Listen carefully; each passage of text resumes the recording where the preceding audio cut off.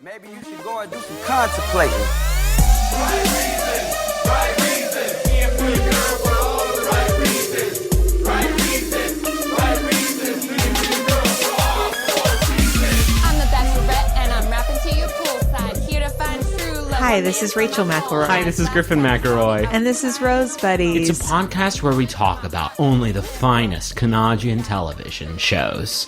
This week we're talking about the Bachelorette Canada, but tune in next week for a synopsis of Northern Exposure is the only one. That was Canada, wasn't it? Or I don't know that's Canadian. It was Alaska, Yeah. which is America's Canada. What's a... Oh, Kids in the Hall. Shit, that would have been a way better... Let's start over. Or SCTV. SCTV, was that? That was pretty Canadian. Let's start over.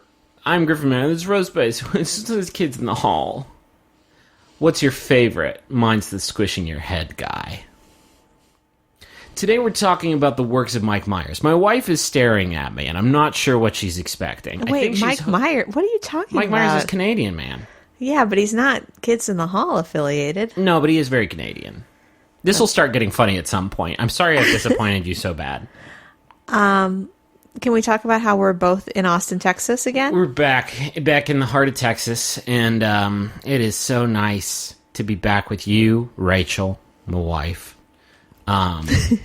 It's nice to be back with our cat, who is a disaster. It is good to be back where Blue Apron is getting shipped to our house, and I can cook tasty meals again. This is not an advertisement. It's just I really like doing it. And it's nice to be back. Yeah, that's it. Those are the only things I really came back for. All right. If you had brought the cat and a box of pre-portioned ingredients to Huntington, I would have been like, well, I guess this is my home now. I've noticed a lot when people advertise that. They say... It's that word? They say pre-proportioned, or they say proportioned, So or they that's say mostly, pre-portioned. I think it's because you listen to a lot of My Brother and Me, and Justin hits that word wrong every time he does it. Pre-proportioned? Proportion's not a... That just means pre-portioned, right? Proportioned? The word has lost all meaning. Pre-proportion means pre-portioned, which means there's somebody before the portioning step that's like, let's really nail this one, guys. Anyway, should we talk about the Bachelorette Canada? Wow, that was a loud car. We're going to get back in the groove of things, don't worry. Yeah, a little rusty.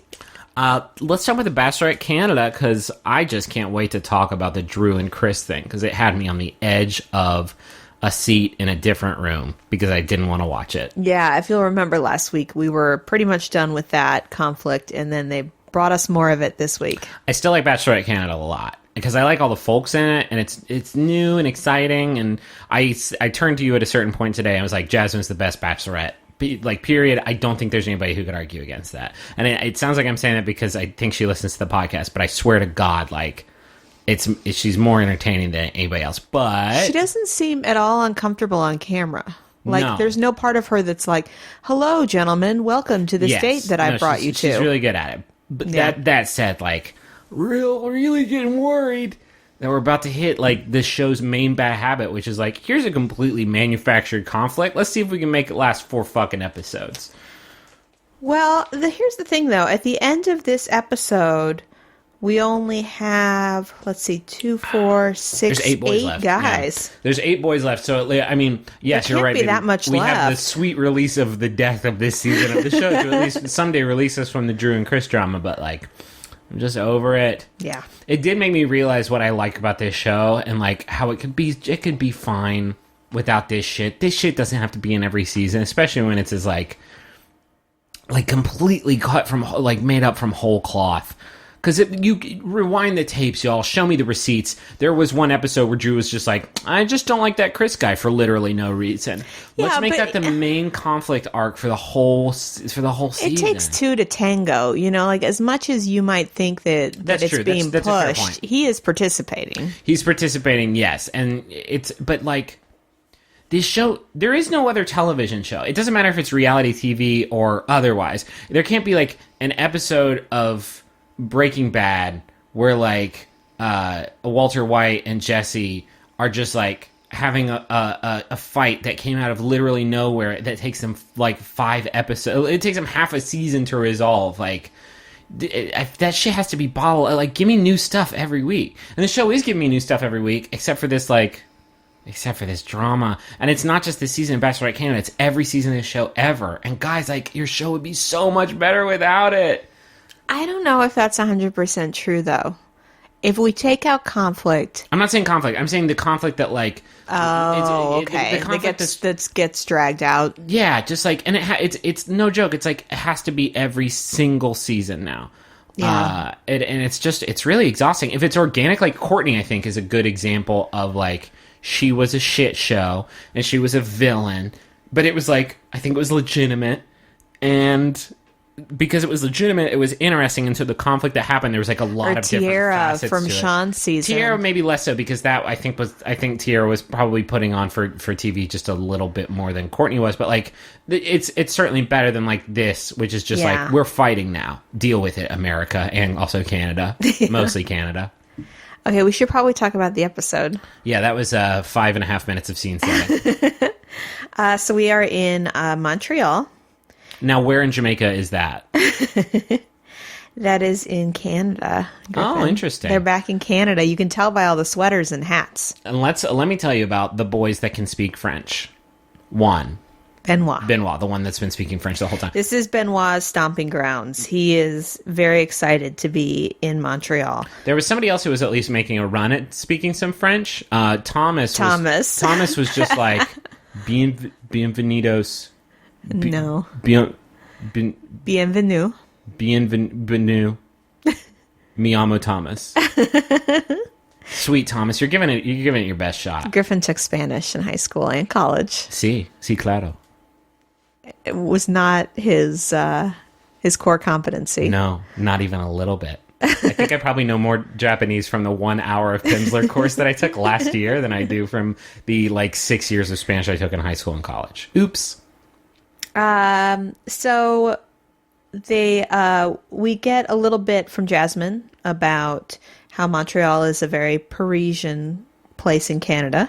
Just because I don't know anything about Montreal except it's in Quebec where... Well, they showed some old buildings and cobblestones. Cool. Yeah, I do like sometimes... I like travel shows a lot for this I didn't know this, but now I want to go to that place. And it's rare that Bachelor and Bachelorette can be the ones to deliver that experience to me because it's like Sandals, Jamaica. I think I know everything. Well, to be clear, Montreal is no Nemacolin. That was the place I was also literally thinking about. Man, Nemacolin looks ballin'. Foggy as fuck up in those mountains.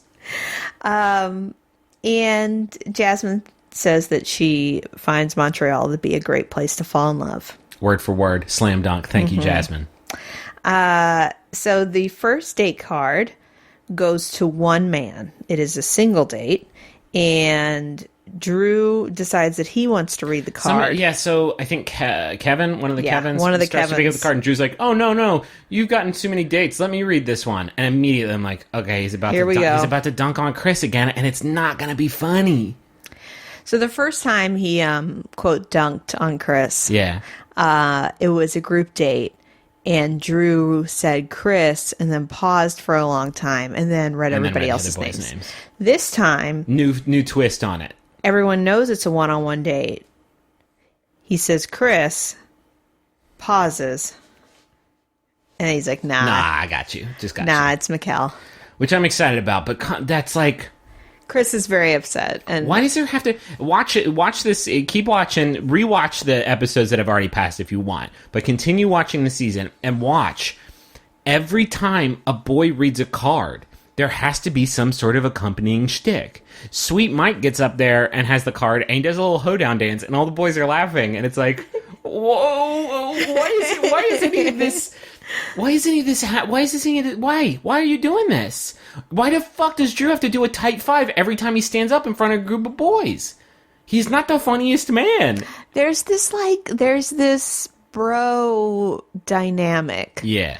But it feels false for everybody. It seems like everybody has agreed, we're just a bunch of guys hanging out in a house together and we just do crazy guy hijinks. Yeah. But none of them are naturals at it. The bro dynamic is unique this season. It's uniquely Canadian. It's clearly Canadian. I don't actually know if it's uniquely Canadian, but there's some tattling that goes on a bit later in this episode, and it's one of the only times I can think of where one dude tattles on another dude who has been kind of a shitheel. and nobody's got his back. Absolutely nobody's got a back. In fact, everybody has the back of the tattllee, the recipient of the they tattle. might going forward, though. They might going forward, but they defo didn't this time. No. And I can't think of another situation like that. We're talking on Bachelor or Bachelorette. You think of when, like, people were ratting out Jubilee. There was a squad of people who were like, oh, I want to get in on this tattle party. Well, because usually people, like, build momentum. Like, they build confidence. They're like, yeah, he's the worst, right? Yeah, no, you're right. You're totally right. Like, I'm not off base on this. No. Yeah. And that didn't happen. They didn't consensus build prior to reveal. Sure.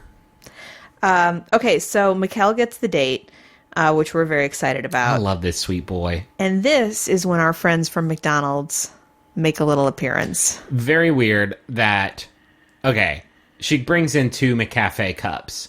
And for a moment, it's so many thoughts run through my mind. No. Let's set up the scene better. Okay. So Mikkel is in bed, and she sneaks into his room. His nipple garnish is floating in a glass next to his bedside table.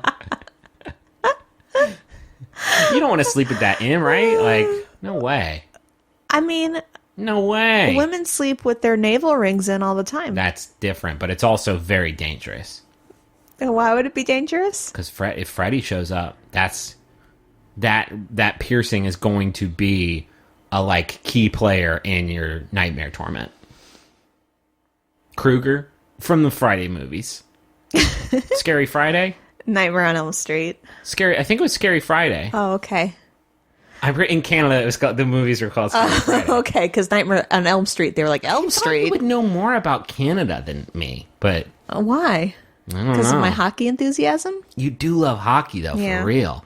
Anyway, I don't know if he's got his nipple piercing in or not. Okay, anyway, so she brings some coffee as like a little, hey, we have a date later, and I just wanted to bring you this coffee. Sweet. See? Funny, kind, caring.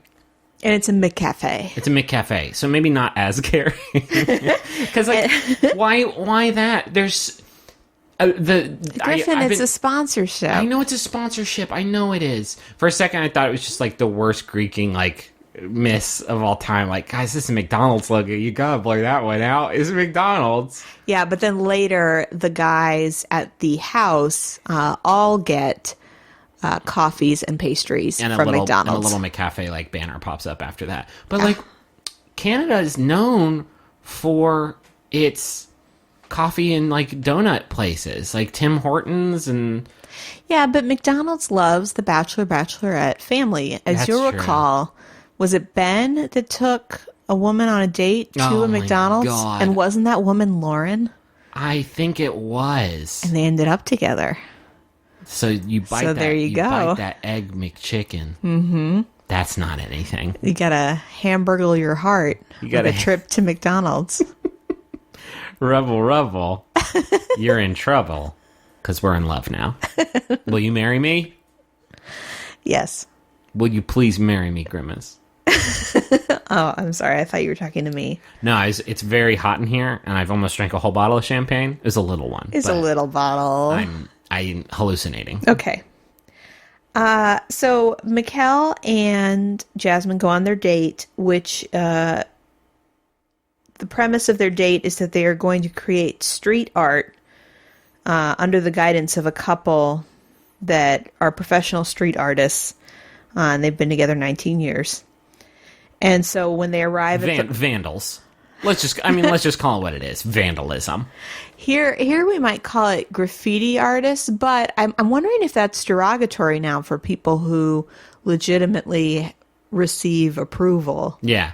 Which is what I'm assuming was happening on this episode. Are the worst Banksies ever. Yeah, we'll be on TV. So, for some reason, in order for them to participate in the street art, they have to change into street artist clothes. I'm guessing because they didn't want to get paint on their other stuff, but these street artist clothes were like... But they were very stylish. Very, very, yes. The little black beanies and street art inspired sweatshirts. How much do you know about street art, by which I mean graffiti or vandalism?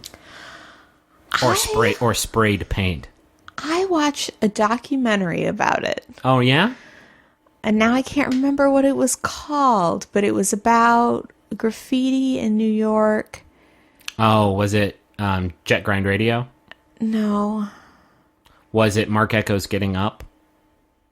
I don't know what you're doing now. These are spray paint video games. I'm not sure why Okay. I was throwing those at you. Okay. But I just want you to know there's it was a rollerblading spray paint game called Jet Grind Radio. It was pretty ballin'. But then Mark Echo's Getting Up. I think Mark Echo made a video game. It's called Mark Echo's Getting Up, which is probably the best name for a game ever. Because it also sounds like a thing that like Mark Echo's wife would say every morning. Like, oh, it looks like Mark Echo's getting up. Because he's getting out of bed. This isn't doing anything for me, and I'm sorry. There's like 2 nerds at home. They're like, I fucking love Mark Echo's Getting Up. Okay. This segment was for them. Their names are Joshua and Bradley. Oh, good. And, there's a third one. Michaela. She really liked it too, yeah. Thanks for listening. Thanks, guys. And so we learn that Mikkel has been brought on this date because Jasmine really wants to see if he can take charge. No, he can't. He cannot. She draws a very competent rose on the wall. Straight up, like Mark Echoes sprays, I should say. She gets up on that wall like really, really good. I was blown away. This thing looks good. Is she like a painter?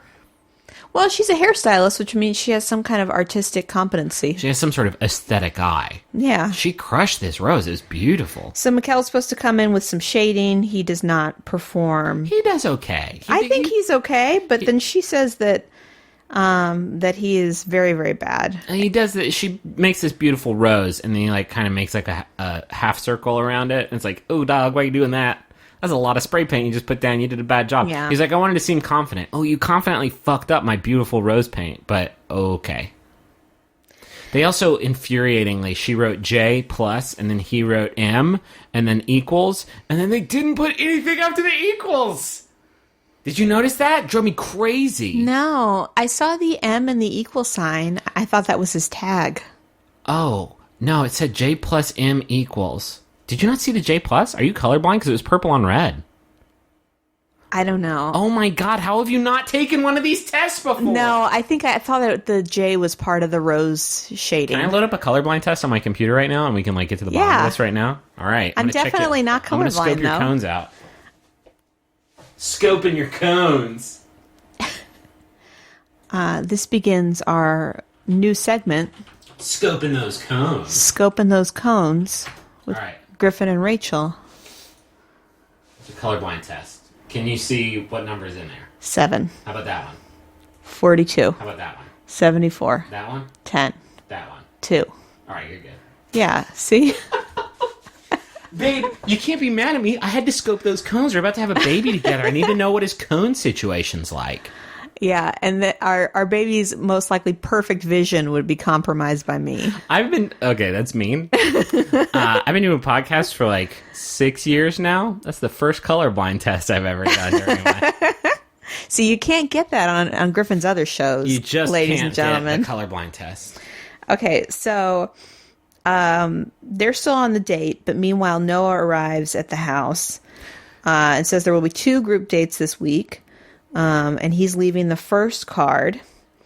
And on this group date will be Kevin P., Benoit, Andrew, and David, who then dabs upon announcement of his name. Thank you, David. Thank you. A note about Noah. I have a dark theory. Okay. I think he's a ghost. Why? Have you seen... Other than Jasmine, who maybe can see ghosts, I'm working on this because theory. nobody interacts with him? Nobody's ever had... Nobody has said something to Noah, and then Noah respond to it, or vice versa. Nobody's ever, laid a hand on Noah, and Noah has never touched anyone? I'm not joking. When this dude walks into the room, and it's why I still don't have a feel for him, it's because I haven't watched him answer a question or, address anything. And I know that Chris Harrison doesn't do a lot of that stuff, but if somebody, does something goofy, Chris Harrison will be like, haha, good one. We don't even get... Either these things are being filmed, months apart from each other, or Noah, the host of Bachelorette Canada, has been dead the whole time. Well, he has a Twitter account he's fairly active on. If you're murdered in a terrible passion, your ghost can still tweet. That's nice. I'm just saying, look, help me out here. Just look out for it. Okay. I mean, I'll keep an eye out. I I don't want to be too hard on Noah because he can only work with what he's given. I know. I'm not saying it has anything to do with Noah. I'm just saying. I'm not saying he's doing a bad job. I'm saying I think he's been dead the whole time. And I think let the boys talk to Noah, and then Noah can answer the questions that the boys have. It's not Noah's fault. Noah wants to talk to the boys, but he can't. Murdered in a terrible passion 10 years ago at the train station. They can see him, though. They acknowledge that he's arrived. Can they see him? They're like, when Noah arrives in the afternoon, you know that there's trouble. You know, like they've referred to him. Maybe Noah is... Okay. Maybe they know he's a ghost, right? So they know Noah's a ghost, and so when a date card comes floating into the room, they're like, shh, shh, shh. Do you feel that? It just got really cold in here. I can see my breath. All the cabinets are open. Noah! Noah, are you with us? Well, okay. That I believe. Okay, thank you. That's a good theory. I'm saying he was murdered in terrible passion 10 years ago at a train station. Okay. Why a train station? He asks himself that question like every night, and he will into eternity.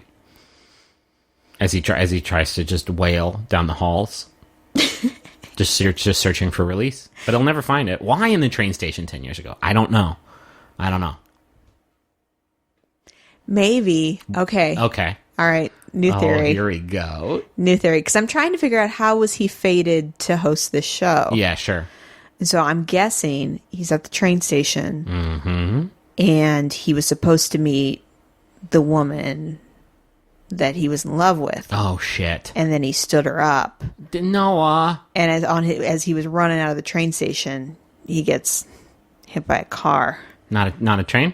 No, that's yeah. That's the Shyamalan twist. I love it. And his punishment is to help other people find love. Find their way. He's like Sam Beckett. Oh. See, now I'm bonding with Noah. Because I don't have very much to go on. I'm sure he's a very nice man. But I think he was murdered in a terrible passion. In a car accident passion? Now I'm confused. Yes. We need to be consistent. It's a very passionate car crash. Because somebody hit him and was like, all right. I hit that man with my car. This passion is terrible. Okay, we have to move on. What time? Oh, yeah, we've been going for a while, huh? So back to the McKell date. Oh, my God. It's still the first date. Yep. Sorry, everybody. So they go to the Chateau. You want to hit that one again for me? The Chateau. That's good stuff. Can I put my ear really just close to your face when you... It's just, those sweet French nothings.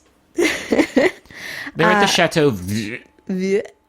There are candles everywhere. A band is playing. The band is called the Franklin Electric. They're pretty good. Which, yeah, I don't know if across the border the tradition holds of bringing a band on that nobody's heard of. But I had not heard of this band. Yeah, I find that I like Canadian music very, very much. But I think there's a lot of stuff up there that like everybody knows about that I've never even heard of. Yeah, it's very possible this is a very popular band. Sure. So they dance a little bit. It's very romantic. Did you have a Canadian music fetish growing up? Like, I feel like there was a time there where I was like, Canada's the only people making good music. Like right Sarah now. McLachlan. Were you a big fan? Basically just Sarah McLachlan. No, like... Alanis Morissette. Alanis Morissette. She's Canadian. That counts. I was really into the Weaker Thans and... Bare Naked Ladies, they were from up there, right? And Bare Naked Ladies have actually been on The Bachelorette before. Holy shit, you're right. The American one. Follow the clues to solve Noah's murder. Follow the clues. We're so close. We're so close. I just need one more clue. Griffin's got a series of thumbtacks and string up on the wall of his office right now. It's a new ABC product. There's Bachelor in Paradise, Bachelorette, Bachelor Mysteries. Who murdered Noah? Okay. So they're on a very romantic date together. And then they go to this like hot tub room and they drink champagne. They get as sweaty as I am currently right now. They're very sweaty. You can see Mikkel's nipple adornment very well in these shots. They went from this stuff doesn't, chase your bliss. They went from a level of clothes to not clothes, and like it was jarring how quickly they didn't have clothes. I mean, they were in swimsuits. Yes, but it was just like a smash cut to just like wow. All the skin. No, we didn't get any kind of prep that this was about to happen.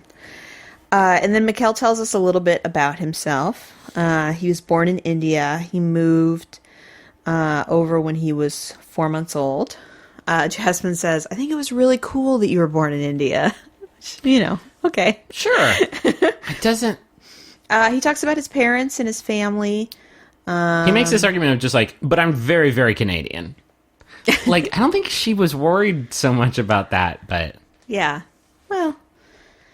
and they do a lot of making out. And she gives him a rose and tells him that she's very happy he's there. There's a shot... Because, again, the production values are a bit different for Bachelorette Canada, and I really enjoyed that so far. There was a shot that was killing me that they were doing from, like, 20 feet away from this hot tub, like, filmed through some candles, and the whole thing felt so voyeuristic and, like, creepazoid that it was really difficult for me to enjoy the very sweet bonding that was happening between the two of them. Yeah, I didn't really notice it, honestly. Oh, man. It was driving me absolutely nuts. But yeah, they have a really good date. Yes. And it's exciting. I like those two a lot. That's probably my... Mike, sorry, you got bumped. It's all Mikhail now, I think. Do you think... This is maybe not worth speculating over, but do you think somebody like Mikhail could get on American Bachelorette? Yeah, I think somebody like Mikhail would do okay. I don't think... we've had a pretty bad run of it now, but I don't think that Soft Boy... I just don't think he would even get on the show. Because when you look at the guys... on Bachelorette in the U.S. that are a little more intellectual and a little more quiet. They're more like Chris than they're like Mikkel. Yeah. They're like exaggerated, like I'm the sensitive intellectual one. Whereas Mikkel just seems like a good dude who happens to be... Sure. I would argue that he wouldn't get pigeonholed like that because I think he's got more going on for it. Like, that's a weird thing. Chris in this season is filling the role of like the intellectual quiet dude. Mikkel is like a fucking helicopter surgeon. Like, he's probably wicked smart. It's just not, like, that's the only thing he's got going on. He's also got a beautiful nipple ring. Just a beautiful nip. I just, I find him very refreshing. Yeah, sure. And I think it's just because you don't see a lot of guys like him on shows I find a lot of the guys in this season really, really refreshing. Because it's just a good batch of boys, like, across the board. Like, most of the boys are just very good. Yeah, that's fair. Well done. Bachelorette Canada. I guess if it's your first season, like... We're moving through the snickle fritz now here in the USA. Like, every boy that was going to be on The Bachelorette has been on The Bachelorette, and now they are just diving into the fucking, like...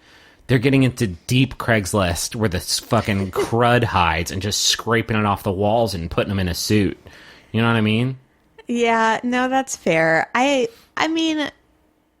I think there's still good guys on our version, but the ratio is much less. It's whack. It's impressive. Whack. Like... The ratio of, like, entertaining guys is whack. I think a lot... And maybe it's just because we had fewer boys to deal with, so I know more about them in this season. But, like, I know more about them, and I, like, find most of them pretty entertaining. Like, in this last season of Bachelorette, I'm having trouble now thinking about, like, who I really liked. Because I don't think there was that many folks. Yeah, no, there wasn't. You know what I mean? Like, nobody really sticks out, and maybe this is just, like, my faulty memory, but, like... Nobody really sticks out as being like, well, this guy was obviously never going to win, but I really found him entertaining and really liked... There wasn't that. And there's a couple of those here in Bachelorette Canada. I really like Big Kyle. I really like Mikhail a lot. You know what I mean? Like, I don't know. I don't know what it means. I don't think it's like a broad difference between Canada and US. I'm sure it's a broad difference between like a single casting director on each show. Yeah. But like, it's a good batch of boys. And we would be lucky to have them. It's true. So now it's time for the group date. As a reminder, the group date is Kevin P., Benoit, Andrew, and David. And it is a Cirque du Soleil date. And it is Cirque du so good to watch these boys do circus acts. It was confusing to us, and this is just maybe a fashion thing, but it seemed like half the guys were suited up in leotard gear and half the guys were not.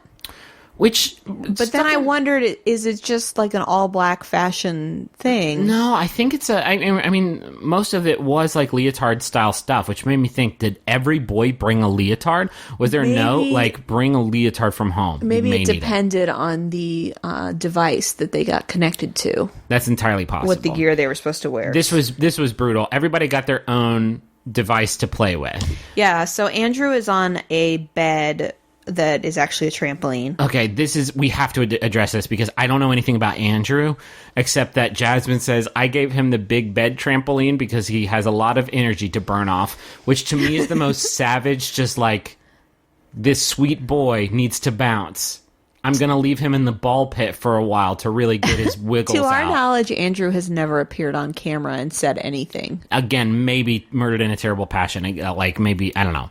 Well, I'm not ready to attach that to like what is already a very solid theory, but this like teardown of let's just let him play with his toy and get his willies out, and give him a pudding cup later. So Benoit gets like a little bungee harness. Very, very fun. David gets the aerialist straps, and Kevin. Yes. The other deckhand, Kevin, gets the pole. Kevin is on the pole. Which he, like, is sick at. I want to talk about David, too, because, like, you got a fun pole that you pole dance on. You got a big bed that you jump on and dive into a foam pit. And you got, like, a fun little, like, bungee thing. David essentially got, like, crucified on these, like, crazy straps that he just has to hold his whole body up from and be hung and swung around from the ceiling and get his arms torn off. It looked brutal. And it's like, he was like, I wonder if I'm just getting the short end of the stick for some reason. Because I've gotten, like, some shit every week since I've been here. And it's like, it kind of seems like, yeah, maybe a little bit. Yeah, it seems like ever since episode 1, David said, top that. Jasmine was like, Welp, now I have to entrap him in my Machiavellian... I have to subject you to a series of punishments every week. It's brutal, dude. It's weird. Everybody else is, like, swinging around and bouncing. I'm getting my jimmies out. This is fun. I can't wait for pudding lunch. And David's just, like, hanging by his arms, like, please. Like, rats nibbling at his chest. Like, please, God. So everybody's actually really good, though. They all have to do little performances. Well, I would say that they're all... Well, Andrew wasn't. He just kind of jumps up and down on a big bed. Yeah, Andrew's not especially impressive. But I feel like they all do better than we're expecting. And Benoit really crushes it. Like, jumps up really high and spins around this trapeze. And so he gets chosen for the one-on-one time. Which is like a guaranteed rose or a guaranteed send home, right? That's like a lot of stuff riding on, I did a good swing and bounce. Yeah. Yeah, What could fucking Andrew have done on the big trampoline bed that she would have been like, whoa, dope trampolining? A bunch of tumbles. He didn't even tumble. He didn't, I guess. He, like, held on to the headboard and just bounced a bunch. He did. He was having a fun time. And he was really... I bet he took just the biggest nap right after that. I bet he just went right down. Yeah. What do you think he looks like sleeping? Probably exactly like he looks awake. Rachel... He's doing his very best. He is, and he's having a good time. He's having a fun... Ooh, I'm feeling punchy this episode for no reason whatsoever. So Benoit and Jasmine get to go to Luzia. Oh, Luzia? It just... You took this language for so long, and it just drips. Well, that's not French. That's Cirque du Soleil. It just pours right out of your mouth. I made the point that I think any person who can speak the language of French, not just native people from France, but anybody who can speak French. Once you know how to speak French, if you go to Cirque du Soleil, I think you automatically know how to do one of the acts. I think you can just walk on stage and just, like, pop off, like, one of the acts. I'm not saying everybody is going to get in there and do, like, the motorcycle ball or whatever. I've never seen Cirque du Soleil. Okay. So anyway, so they go to this performance of Cirque du Soleil, and then afterwards they go to, like, a little VIP tent, which is kind of circusy, and has a couch and some champagne. some little macarons. They look really good. Mm-hmm. And then they spend some time together. And then he tongue blasts her face mouth, and it's like the worst. He's telling us, the viewer, that he hasn't kissed her yet and wants to, and is kind of trying to figure out his moment. And she's kind of talking about the sexy eye face that he makes at her. But she also wants to see that he's serious. And so then he just says a few things like, oh, I am looking for a serious relationship. I'm actually kind of a serious person. And she's like, oh, that's good. And then they go back to wacky time. They spoon. There's like a blanket, and he's like trying to get her to lay down, but in like a whimsical way. And he's wearing glasses. Oh, that's the other thing. A lot of glasses. A lot of blink and you'll miss it glasses wear. I made the comment earlier, the guy that she was super into that ended up being a dud. Yeah. Had glasses. And I was like, I've already removed his name from my mind. I feel like it started with an S. Seth? Maybe. He had glasses, and I remarked upon how he was the only contestant I had ever seen wear glasses. And then this people. A bunch of boys wearing glasses, Benoit had the glasses, and then inexplicably later, Drew had glasses. But anyway, so they're having this kind of wacky exchange on the couch, and Jasmine's telling us about how he just is so fun and goofy. And then they're kind of staring at each other. And then he just tongue blasts that And then face he mouth. says, okay. And then He just goes for perfect. And starts kissing her. And she's like, he kisses in a way that isn't exactly how I would do it. But it was so passionate, you know? And then he tells us that he is French Canadian, so he French kisses. That can't be. Yeah. I don't know very much about French Canadians or France, I guess, in general. If you haven't picked that up after this episode of the podcast, then I don't know how much clearer I can be. But they can't. That can't be a thing that you do. That can't be a thing you actually say and do if you're French or French Canadian, right? Like I'm French, so I French kiss. Booyah! No, it's a throwaway line. Benoit's not especially funny, but he's fun. And she gives him the rose. I guess it's fun, but he straight up tongue blasts that face mouth for 5 minutes. And she's like, okay, great. She says that he makes her feel desired. Awesome. So it gets him another week. Okay. Well, good. Well done, Benoit. So now it is the group football date. Of course. Is Drew, Kyle, Thomas, the other Kevin, Mike, and Chris. And the teams are arranged as such, those first three boys versus the other three boys. It is the hotties versus the naughties. And you'll never guess who's on the naughties team. Drew, the bad boy. Ooh. And they are provided the throwing arms of two very talented members of the Montreal Alouettes football team. This was one of the more whack sporting events that's ever been on this franchise, because they're like, all right, guys, we're going to play some football. First to 3 touchdowns wins. And it's like, that's a weird way of keeping score in football, but okay, first to 3 touchdowns. How are we? Well, I'm going to be the throwing man, and all 3 of you are going to run out, and the other 3 are going to try to keep you from catching them and running them for touchdowns. Okay. Seems like a cash way, like some kids in a park might play. I guess so, but here's what I would have done. When I'm on the defense team, I would have run up and tackled the professional football man who's throwing the ball. Just that's a sack. That's legal. That's a legal law in football. I'm just saying there's a lot of defensive pass interference, and where the fuck was the ref?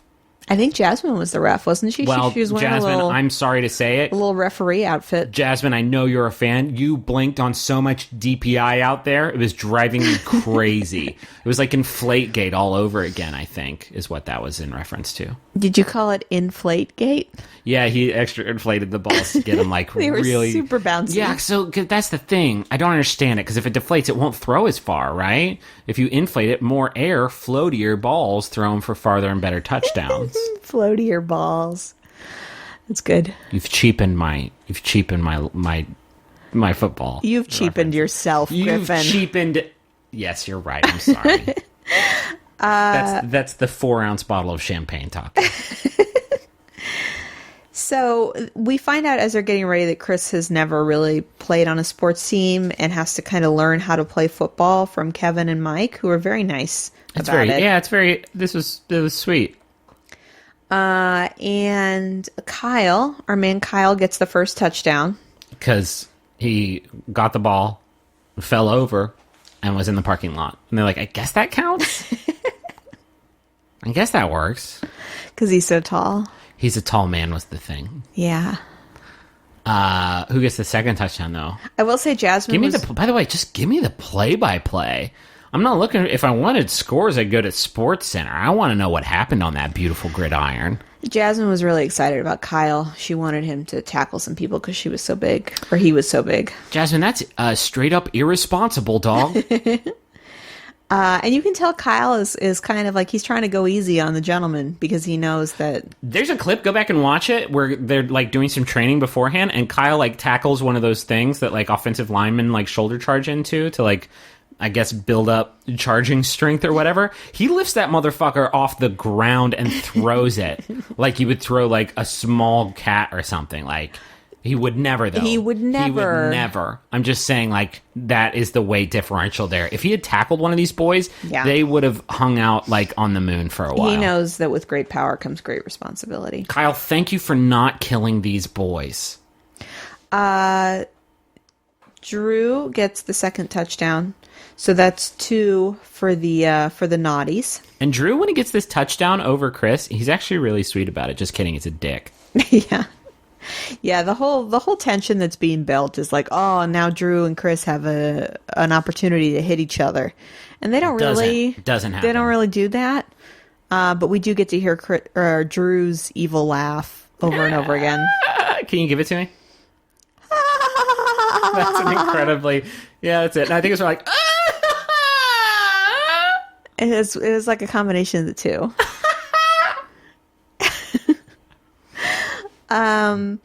And then... Oh, God, look at the audio waves for that part of it. Shit, sorry, everybody. I'm going to turn both our mics down. Woofa doofa. Check, hey. Okay, this is much better. Yeah. All right, now we're doing a podcast. Okay.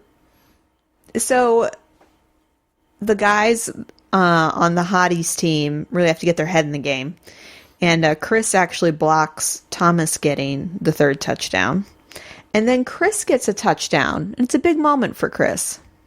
Yeah, he does a sport. We're all very happy for him. And then Mike gets a touchdown. And then it's all tied up.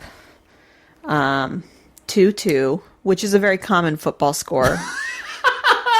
Okay, this is insane. Both of you just got safeties, and then I guess that's the end of the ball game. Boy, this sucks. And then Kevin, Captain Canada, rolls his ankle.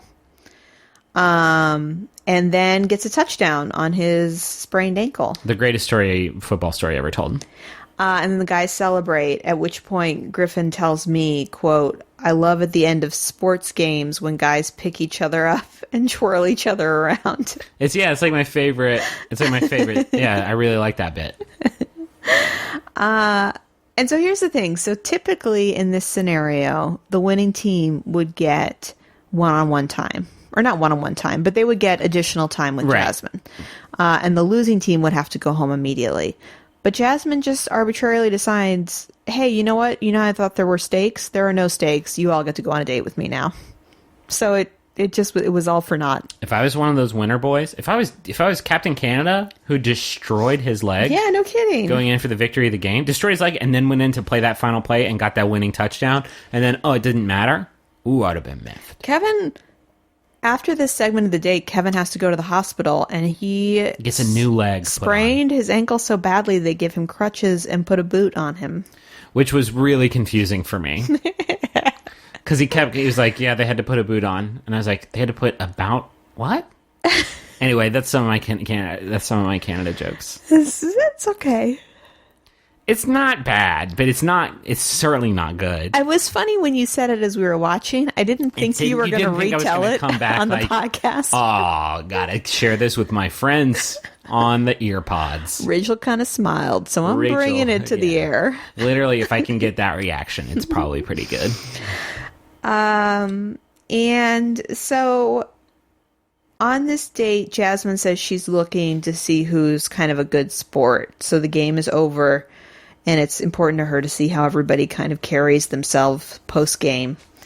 But the first thing she does is say, whoever pours me a glass of wine is going to get the first one-on-one time, which she tells us. She doesn't announce that. If she had said it out loud, these boys would have murdered each other. Yeah. So Mike happens to do it, so she pulls Mike away. This moment, this was when I was like, Jasmine is the best there ever was. This moment, they sit down and she kind of talks about how her and Mike, or she's telling us how her and Mike haven't really connected in any kind of intimate physical way yet. And so she just turns to Mike and just says, I heard you have an 8-pack.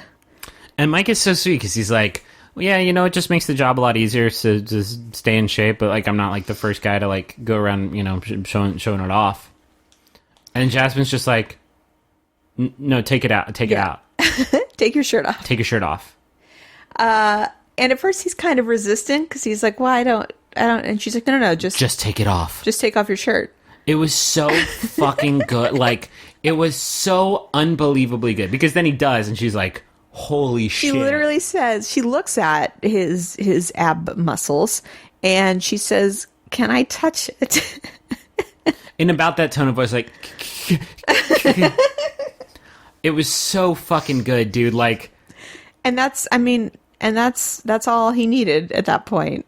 It was such a unique moment because I really like Jasmine, and I think that was a really funny moment. But also, there is no other dude who has ever been on this show that has an 4+ pack that would be on this show and not try to take their shirt off first chance and try to get their tummy skin and do a little sexy dance too, really milk it. His reluctance to show off his stuff.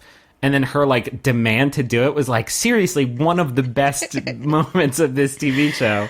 Yeah. If we're saying this and it sounds gross, it super wasn't. It was weirdly very, very charming and just super sexy. Well, it was fun because it was sexy. I'm not gonna, what am I gonna do? Lie? It was fun because she was clearly trying to find a new exciting thing with Mike. She recognized that their relationship had been kind of serious and wasn't really progressing. And so you could tell she was just like, you know what? I want to see those abs. Get those abs out, Mike. Good shit, man. It was I good. love it. And then he walks back into the room with her, and his shirt is unbuttoned, and And the guys are freaked. Captain Canada sees it and is like, He comes back from the hospital, and to this. What's up? Stole your girl. Look at this. I look like a lobster down here. Look at my carapace. You like that shit? Only 2 of my abs are dating her right now, but by the end of the night, I'll be up to all 8.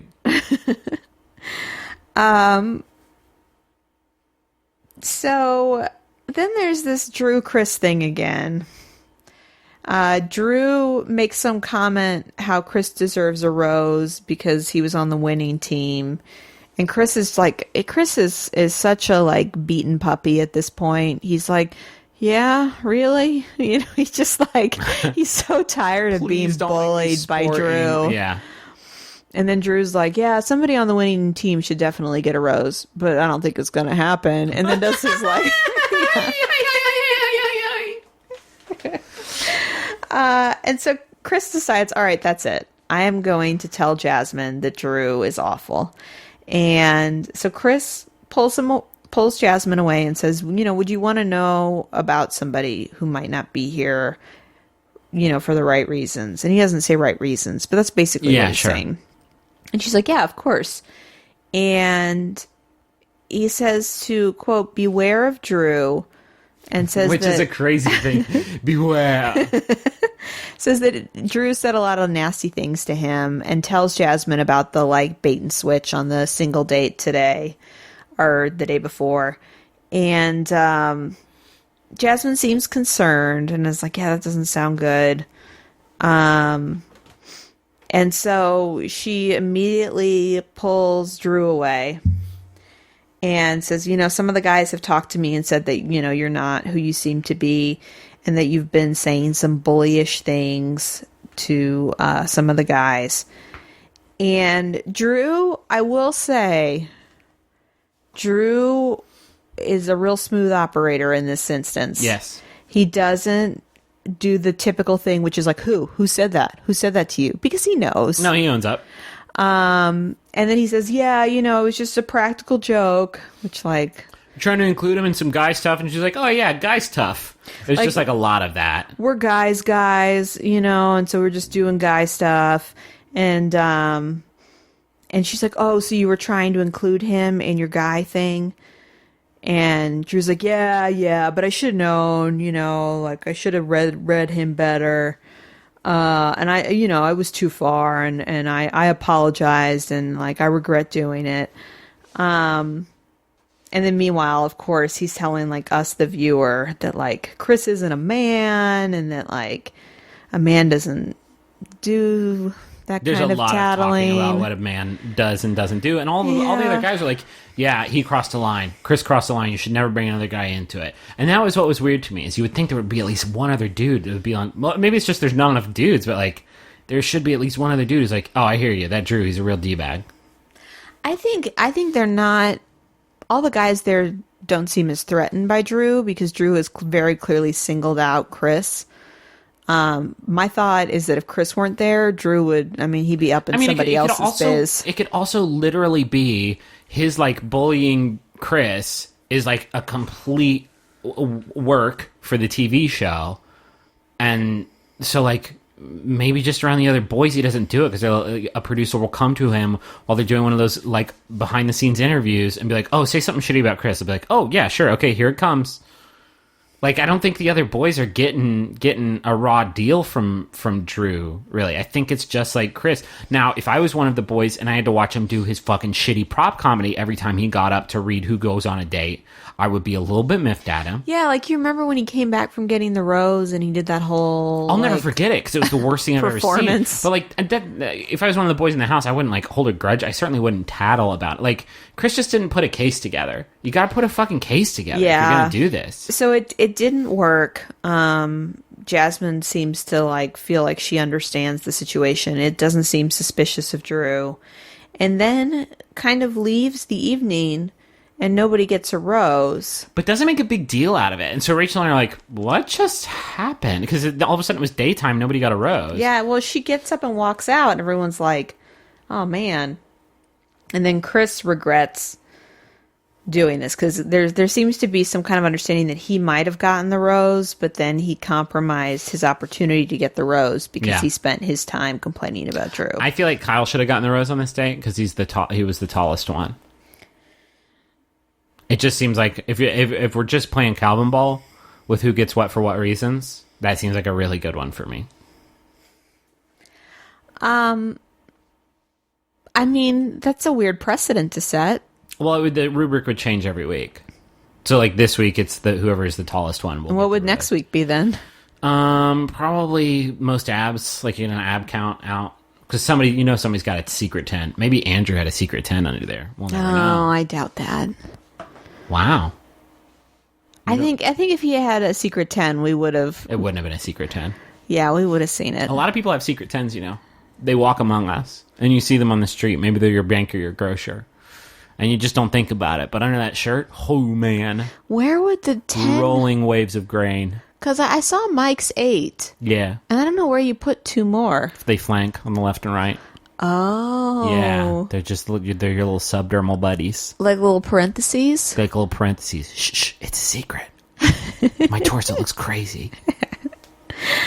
Okay, so we're back at the house.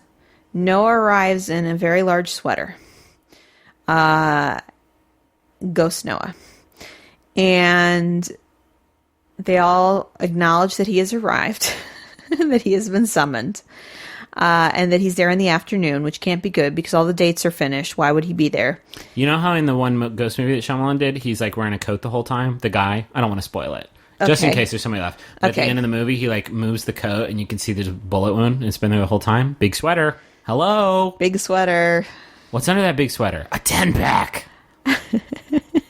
It was him the whole... Wow. Wait, okay.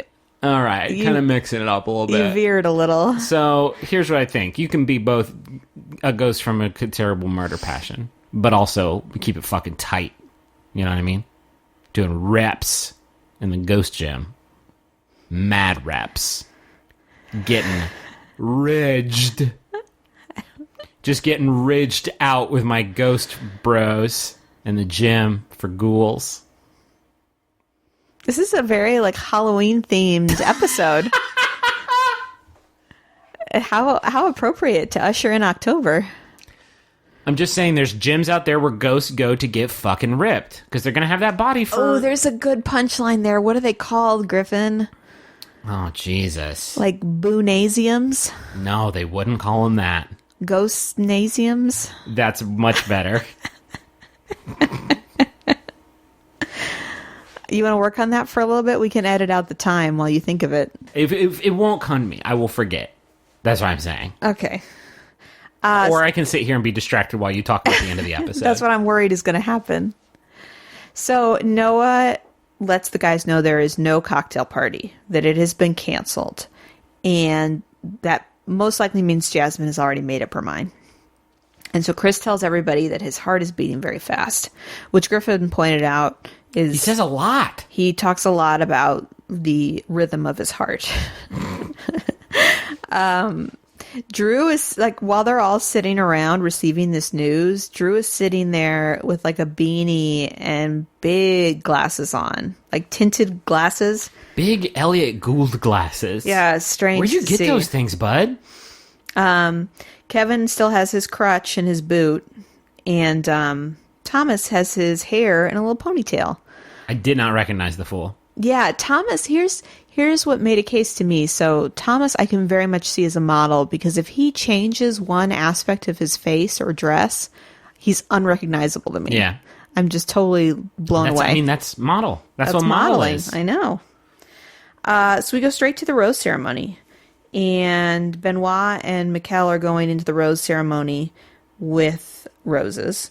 And so we find out 3 guys are not getting roses that night, which is big. So Mike gets a rose, of course, because of the abs. Kevin lays down his crutch and hobbles over to her when he gets offered a rose. It's a very beautiful moment. Thomas gets a rose. The other Kevin gets a rose too. And Chris and Drew. But before Drew gets a rose, she pulls him aside and asks if he's there for her. And he's like, yeah, I like you. I can see something in the future. If you don't like me, you should send me home, though. And then she gives him a rose. I don't know what she expected in that moment to happen. Yeah, I didn't either. It was, I don't know. Maybe she thought, like, I'm going to ask him dead on. I'm going to look in his eyes, and then I'll know whether or not Do you think real. we could hit a situation this season, potentially? I think we're the closest we've ever been to this situation, where the final 2 are both named Kevin. It seems like it. Oh my God. She's a big fan of both Kevins. It's all I want is the tale of 2 Kevins. Mm-hmm. Which one's going to be the one to take it home? And the winner is Kevin. Oh, God, that would be good. Kevin. And the winner is Kevin.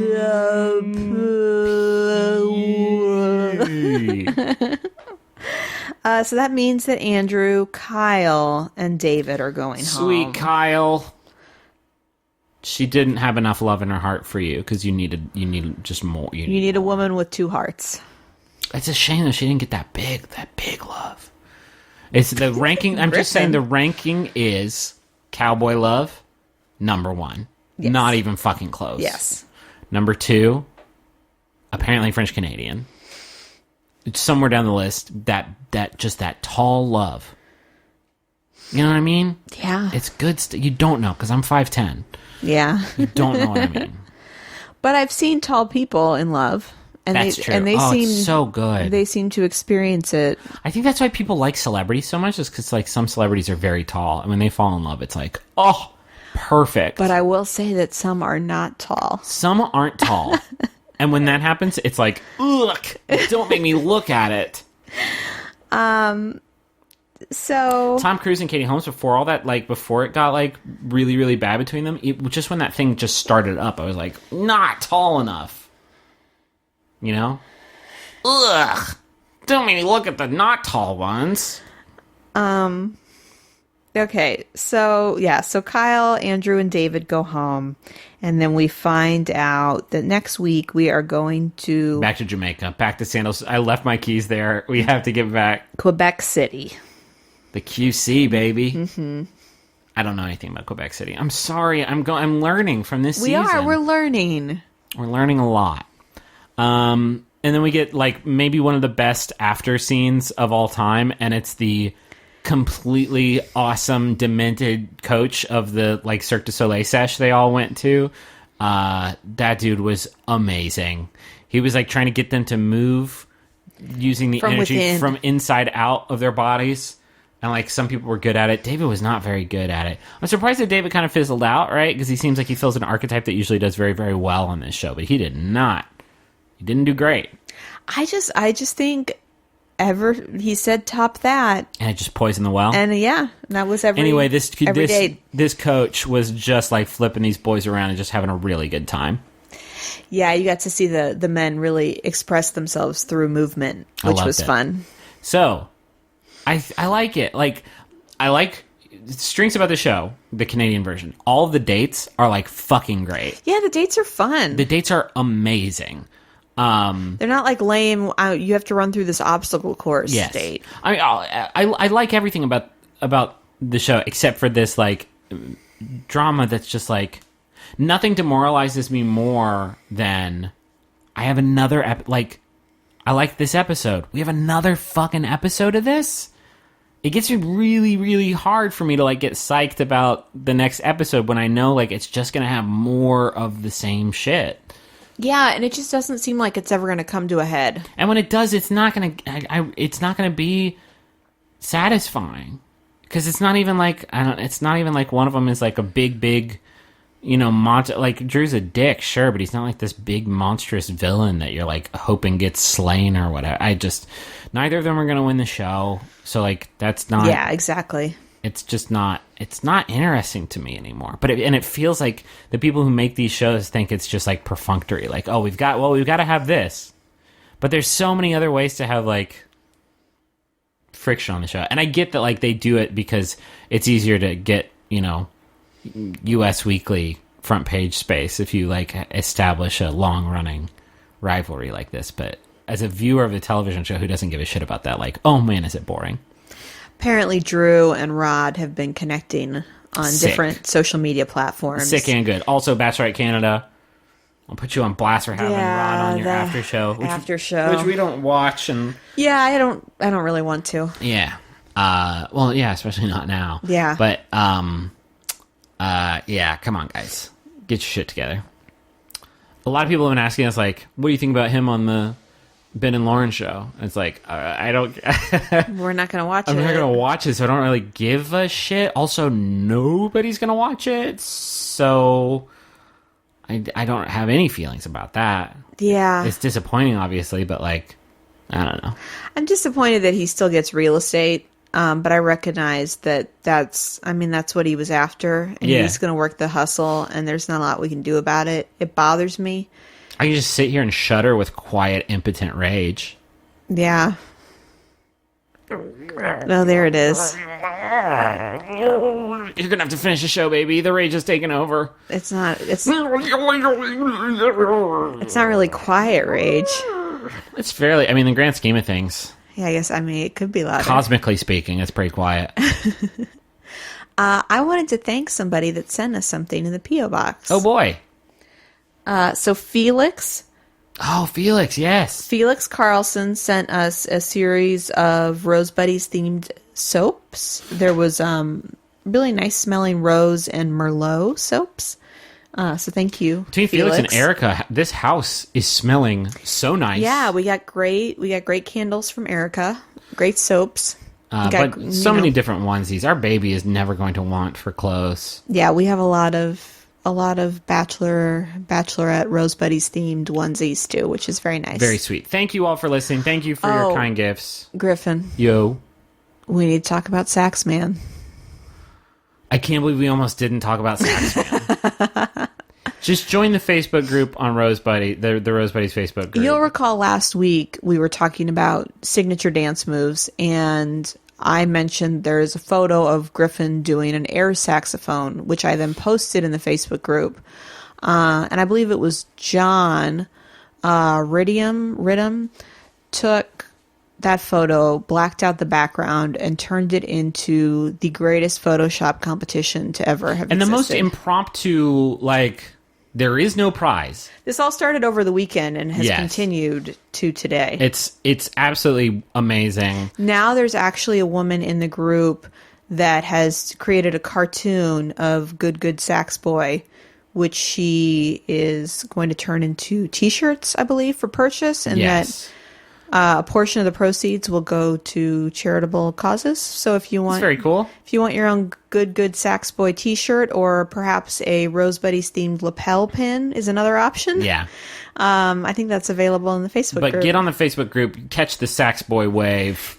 It's so funny. They're so good. I don't know if you noticed that Lynn put it as his put a Hamilton theme one as somebody his header put image. Griffin into Hamilton, and then Lin-Manuel Miranda appreciated it so much it's now his Twitter background. And I told him, I can't imagine how many people you are going to confuse with that, because there's so many fucking layers. Especially because he's hosting Saturday Night Live this week, so if he keeps that up a few more days, a lot of people are going to see it. What is this? Well, see, there's this podcast, and they cover a show about the show I don't watch. About the show that most of the listeners of the podcast don't actually watch. Anyway, one of the hosts played air saxophone like a complete fucking idiot at a wedding once. Anyway. No, you know what? I don't regret it. And if your goal, if any of those people making those photoshops was meant to try to embarrass me or make me regret having a very good time at my friend Pete and Eva's wedding. No, you're their muse. You've inspired a lot of our listeners. I think that's 99%, but I think there's probably one person who's like, oh, I'm really going to stick it to him this time. No. Okay. They're all done so lovingly. Thank you guys. They're beautiful. Thank you all. But if you're trying to make me look like a boob in front of my wife and internet, it won't happen. I will not be boobed. That's it for this episode of Rose Buddies. We're going to see you next week. Stick around. Dial in the Bachelorette Canada. Have a few problems with it, but I'm enjoying the heck out of this television show. It's been a really nice break from, what we've grown accustomed to here in the States. We're going to get really snobby about it, too. This would never happen in Bachelorette Canada. It's changed us. Yes. Anyway, that's this episode. Thank you for listening. I'm Griffin McElroy. I'm Rachel McElroy. When you're ready. Stay with us on this journey of joy. Spoiler alert. She ends up with Soldier Boy. Right reasons, can't be good for all boys.